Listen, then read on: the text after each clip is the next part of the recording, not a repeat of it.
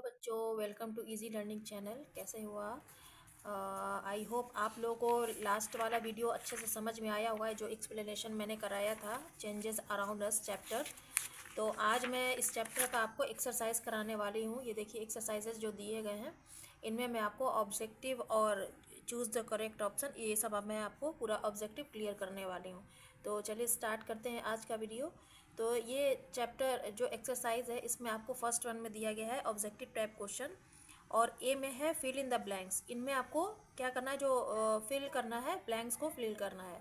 तो first one हमारा क्या है, melting of candle wax is a, और यहाँ आपको देखिए ब्रैकेट में दो ऑप्शन दिए गए हैं चेंज। ये कह रहा है कि कैंडल वैक्स जो मेल्ट होता है, ये किस टाइप का चेंज है, फिजिकल चेंज है या केमिकल चेंज है। तो हमने वीडियो में एक्सप्लेनेशन में पढ़ा था कि कैंडल वैक्स जो है हमारा फिजिकल चेंज है, क्योंकि उसे हम बर्न करते हैं तभी वो वैक्स उससे निकलता है। तो ये हमारा फिजिकल चेंज हो गया। Second one, blooming of flowers is a और एन। ये जो फ्लावर्स खिलते हैं, ये कौन सा चेंज है, रिवर्सिबल है या इरिवर्सिबल है, एंड फिजिकल और केमिकल चेंज। तो इसमें ब्लूमिंग और फ्लावर्स जो है इरिवर्सिबल चेंज है, क्योंकि जब फ्लावर्स खिलते हैं तो खिलने के बाद वो फिर से अपने नॉर्मल पोजीशन में नहीं आते हैं, तो ये इरिवर्सिबल चेंज हो जाएगा। एंड फिजिकल है या केमिकल है, तो ये फिजिकल चेंज है। थर्ड वन है हमारा, baking is an example of physical और केमिकल चेंज। ये बेकिंग जो हम लोग करते हैं, केक वगैरह है जो उसको बेक करने में हमारा कौन सा चेंज होता है, तो फिजिकल है या केमिकल, तो ये केमिकल चेंज हो जाएगा। Fourth one, making jewellery out of gold is physical और केमिकल चेंज। ज्वेलरी जो हम लोग बनवाते हैं गोल्ड को मेल्ट करवाने के बाद, वो हमारा कौन सा चेंज होता है, वो हमारा होता है फिजिकल चेंज। फिफ्थ वन है, dash heating cooling causes water to change into steam. तो ये जो वाटर जो चेंज होता है स्टीम में, इसे ये कब होता है, हम हीट करेंगे तब होगा या हम ठंडा रखेंगे तब होगा। तो जब हम हीट करेंगे तो उसमें से क्या होगा, स्टीम बाहर आएगा। तो स्टीम बाहर आएगा तो ये हमारा जो वाटर जो चेंज हुआ, स्टीम बना, ये हमारे हीटिंग से बना। तो हम यहाँ फिल करेंगे हीटिंग। नेक्स्ट वन हमारा आता है चूज द करेक्ट ऑप्शन। हमारा बी है चूज द करेक्ट ऑप्शन। आपको चार ऑप्शंस दिए गए हैं, इसमें आपको चूज करना है। फर्स्ट वन है, which of these is an irreversible change. इसमें से कौन सा जो है इरिवर्सिबल है, मतलब फिर से वो रिवर्स नहीं होगा। Melting of chocolate, condensation of steam, breaking of glass, boiling of water. तो ये आप अंदाज़ा ऐसे ही लगा सकते हैं, जब चॉकलेट मेल्ट हो जाएगी तो फिर से आप उसको फ्रीज कर देंगे तो वो फिर से चॉकलेट मोल्ड में आ जाएगा।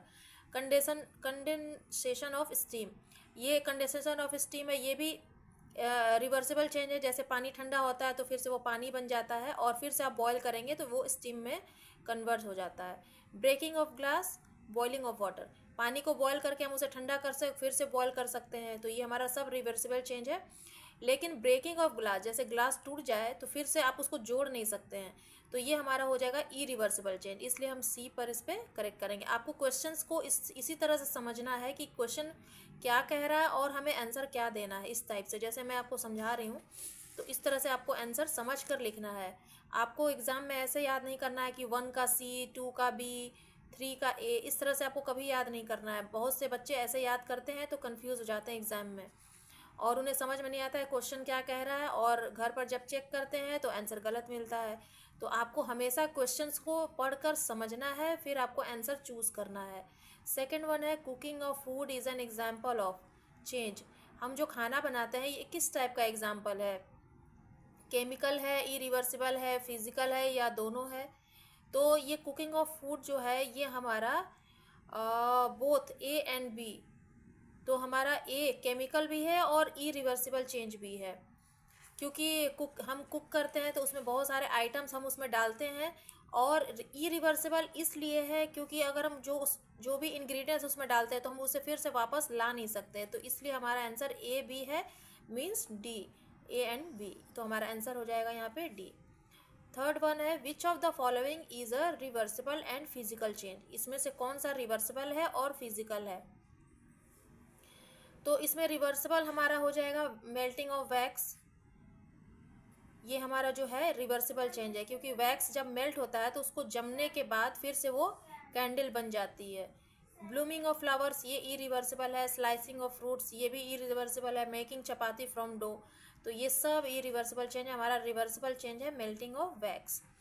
तो बच्चों एक चीज़ आप ध्यान में रखिएगा, जब भी इरिवर्सिबल चेंज होगा तो उसके साथ केमिकल चेंज भी होगा, और जब भी रिवर्सिबल चेंज होगा तो उसके साथ फिजिकल चेंज जरूर होगा।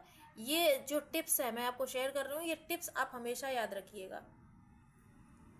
फोर्थ वन है हमारा, which of the following are chemical changes, इनमें से कौन सा केमिकल चेंज है? Burning of LPG, respiration, rusting of iron, all of this. तो ये हमारा केमिकल चेंज सभी है, क्योंकि सब में केमिकल्स होते हैं, तो ये हमारा केमिकल चेंज है।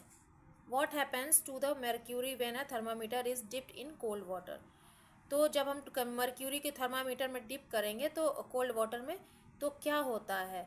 इट एक्सपैंड्स, ये फैलेगा। It contracts, it neither expends nor contract, the result can not be predicted. तो ये जो हमारा थर्मामीटर है ये हमारा कॉन्ट्रैक्ट्स में आएगा, कोल्ड वाटर के कॉन्ट्रैक्ट्स में आएगा। बच्चों जब थर्मामीटर को हम मर्क्यूरी में डालेंगे विथ कोल्ड वाटर तो ये कॉन्ट्रैक्ट्स हो जाएगा, और जब भी हम इसे गर्म पानी में हॉट वाटर में डालेंगे तो ये क्या होगा, इसका लेवल जो होता है ये डाउन हो जाएगा। यहाँ पे देखिए, ये देखिए यहाँ पर जो है लेवल लेवल राइज अप हो जाएगा जब आप इसे हॉट वाटर में डालेंगे, और जब कूल वाटर में डालेंगे तो ये क्या होगा, ये इसका लेवल जो होगा डाउन हो जाएगा। This is because of contraction. तो यहाँ पर हम कॉन्ट्रैक्ट्स पर यहाँ पर हम टिक मार्क करेंगे। सिक्स्थ वन है हमारा, which of the following contracts the least, इसमें से क्या है कॉन्ट्रैक्ट्स जो सबसे लीस्ट में आता है? तो solid, liquid, gases, both A and B. तो सॉलिड में जो होता है ना वो कॉन्ट्रैक्ट सबसे कम होता है। Which of this is an example of reversible change, इनमें से कौन सा एग्जाम्पल रिवर्सिबल चेंज का है? Melting of wax, burning of would, curdling of milk, ripening of mango.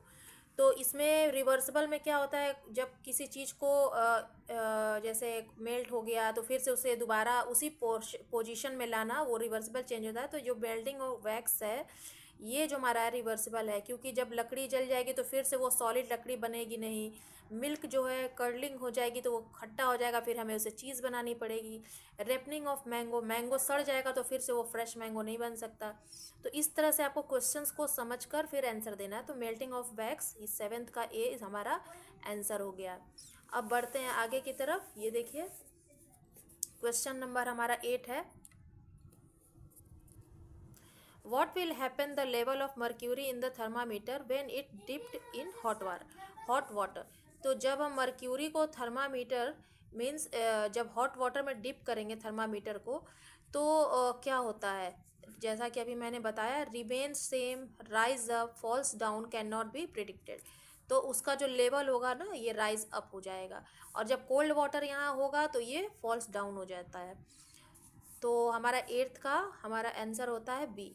Which of the following is an irreversible and physical change, इनमें से कौन सा इरिवर्सिबल एंड फिजिकल चेंज है? तो melting of chocolate, breaking of glass, making jewellery out of gold, respiration.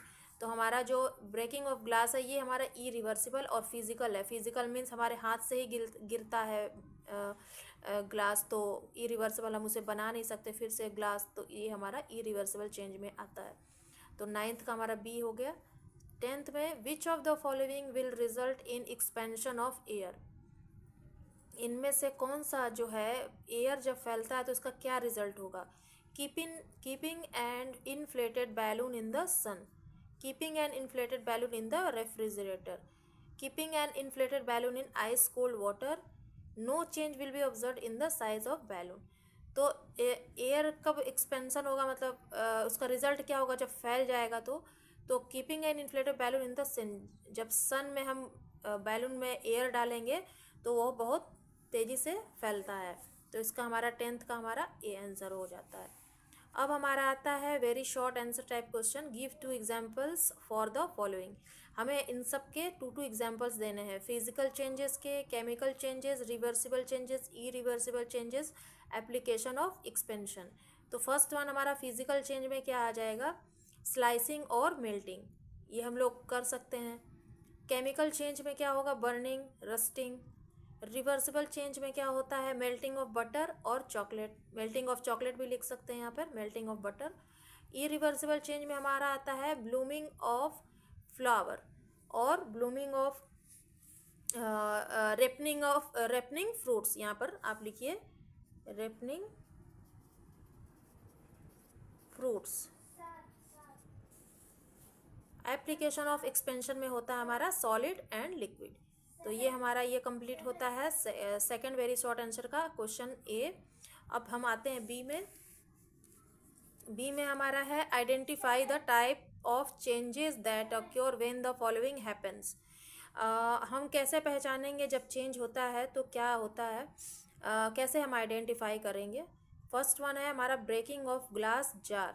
जब glass jar टूटता है तो वो कौन सा चेंज हो जाता है हमारा, कैसे पता करेंगे, क्योंकि यही मैं आपको बता रही हूँ इतनी देर से कि आपको खुद से सोचना है कि कौन सा इरिवर्सिबल है, कौन सा इरिवर्सिबल है। तो इस तरह से आप पहचान सकेंगे, नॉर्मल प्रैक्टिकल करके पहचान सकेंगे कि जब ग्लास टूटता है तो उसे हम जोड़ नहीं सकते, तो ये हमारा इरिवर्सिबल चेंज में आता है। तो हम यहाँ इरिवर्सिबल चेंज हम यहाँ पर लिख देंगे। सेकेंड वन है हमारा making cottage cheese from milk. ये भी हमारा इरिवर्सिबल चेंज है, क्योंकि जब कर्डलिंग ऑफ मिल्क होती है तब हम उसमें थोड़ा सा लेमन जूस डाल देंगे तो हमारा कॉटेज चीज़ बन जाता है। तो ये हमारा इरिवर्सिबल चेंज में आता है। पाउडरिंग ऑफ शुगर, ये भी हमारा इरिवर्सिबल चेंज है, क्योंकि एक बार शुगर को पाउडर कर देंगे तो फिर से वो नॉर्मल शुगर में नहीं आती, वैसे रहती शुगर है बट वो सॉलिड फॉर्म में नहीं आएगी, पाउडर फॉर्म में हो जाती है। फोर्थ वन हमारा है melting of ice. Melting of ice जो है हमारा रिवर्सिबल चेंज है, क्योंकि आइस जब मेल्ट हो जाएगा तो फिर से आप उसे फ्रीज़र में डालेंगे तो फिर से वो आइस क्यूब बन जाता है। फिफ्थ वन है हमारा बर्निंग ऑफ कोल। ये हमारा केमिकल चेंज है, क्योंकि कोल को जब हम बर्न करेंगे तो फिर से वो नॉर्मल कोल जो होता है सॉलिड में वो फॉर्म में नहीं आएगा, तो ये हमारा केमिकल चेंज हो जाएगा, क्योंकि हमें उसमें फायर डालना पड़ता है। फायर से अगर माचिस से उसको जलाएंगे तभी तो वो जलेगा, तो इसलिए हमारा ये केमिकल चेंज हो जाता है। तो बच्चों ये हमारा था आज का ऑब्जेक्टिव और very short answer type question. और नेक्स्ट वीडियो में मैं आपको बताने वाली हूँ short answer type question, long answer type question. तो इसे मैं आपको नेक्स्ट वीडियो में कंप्लीट करने वाली हूँ। तो आप वीडियो को बहुत ध्यान से देखिए, उसे पढ़िए और समझिए, और प्लीज़ एक लाइक करना मत भूलिए, क्योंकि अगर आप लाइक करते हैं तो मुझे बहुत अच्छा लगता है और मुझे पता चलता है कि शायद बच्चों को अच्छा लग रहा है और पसंद आ रहा है। तो प्लीज़ एक लाइक ज़रूर कीजिए और सब्सक्राइब भी कीजिए चैनल को, और आप वीडियो को शेयर भी कीजिए ताकि और बच्चों तक पहुंच पाए और वो भी क्वेश्चन आंसर कर पाएँ। तो इसलिए मैं कहती हूँ कि आप एक लाइक और सब्सक्राइब करना मत भूलिए। तो चलिए मिलते हैं फिर से नेक्स्ट वीडियो में, तब तक के लिए बाय बाय।